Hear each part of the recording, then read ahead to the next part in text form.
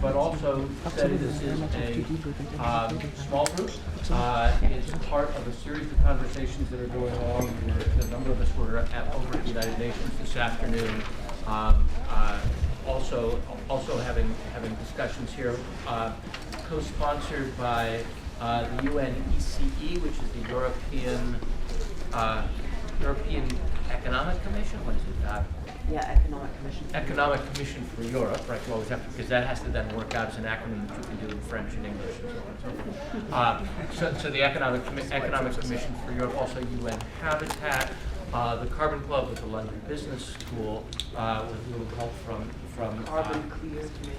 Carbon Clear and the Princess Foundation for a clean environment, for the built environment, but a built and clean environment. ICLE. Right, and ICLE, which is the local government, which is a coalition. Yes, it's a sort of a coalition of mayors from around the world. How many cities around the world? 600 here in the U.S. and 600 abroad. So local government. 1,200. Not just cities, but local governments. Right? In some cases, they're counties or collections of cities, constellations of cities, which is obviously a group of mayors and municipal city executives sharing best practices. We are here to talk about investing in green urban infrastructure. I want to give Laura Altinger a moment to say one or two words about the purpose of this overall and part of what we're trying to get from you, which is we have a group of people from the private sector, from a couple of NGOs, a mayor, and I'm going to be hoping that I can count on you people to make them work extremely hard. Over the years at various panels that I've been on, I've moderated, and I've witnessed, we get a bunch of things on the table and they're pretty much the same. I mean, they're saying, we in the private sector are ready to move as soon as the public sector gives us some clear policy guidelines. And we in the public sector are ready to move as soon as we get a sense that the private sector will really step up to the plate. And there's this Alphonse Gaston, and the conversation seems to stay there, and every summer it gets a little smaller. And so what I'd like to do is I'd like to encourage you to bring the to the panel so that we can actually try to move the conversation forward to actions. And what are some things that we can do now so that we shape the behavior of the private sector and we shape the behavior of the public sector, and they're not just waiting for each other, which seems to be like Samuel Beckett wrote the play about waiting for each other. But Laura, do you want to add a little bit to that, and then I'll introduce the panel? Yeah, just a very tiny little bit. Well, thank you all for coming here tonight, and we have a great panel and also a great audience, because a lot of great and very diverse figures from the private sector here. And I think you've already said it quite well that we're looking for something actionable. When I came in, I took Tom aside and I said, we have to make these people work hard tonight. Not only our panelists but also our audience, because we really want to get a feel for what works and what doesn't, and how to sort of like get things moving. And we've chosen green infrastructure, investing in green infrastructure as a topic here tonight, because we think that green infrastructure, especially in this context, in the post-crisis context of low interest rates, of basically need to create jobs and growth, green infrastructure is really an ideal place to start and to engage the private sector. And green economy is all about engaging the private sector and the investments of the private sector to make them green and to sort of like make them work, to make the business case for these green investments in the sectors. And so that's why we're here tonight, and I'm really counting very much on your active participation. Thank you very much. So let me frame things in one other sense very briefly.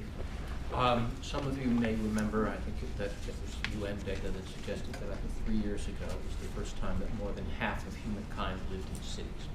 And when we talk about greenhouse gases, or talk about climate change, or talk about environmental impact of almost any kind, or sustainable development. Could you speak louder, please? Yeah, so when we talk You about don't have climate. a microphone? No, it's a small room, I don't think we need it, but let's see if we can. We sure do. There you go. If we can do it, all right. I don't See if we hear can we'll pass them around. So when we talk about greenhouse gases, when we talk about. Yeah, it's on. Oh, it's on, it's. Got limited reach. We got limited reach, but is it better? Much better. When we talk about climate change, when we talk about carbon footprint, when we talk about sustainable development, both the sustainability piece and the development piece, we're talking about cities, more overwhelming. In 1990, there were about 6 billion people on the planet, of whom about 2 billion lived in cities. By the year 2050, there will be 9 billion people on the planet, of which 6 billion will live in cities.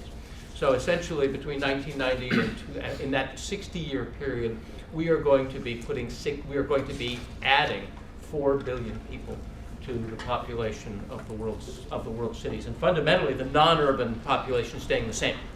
Almost all the world's population growth is in cities.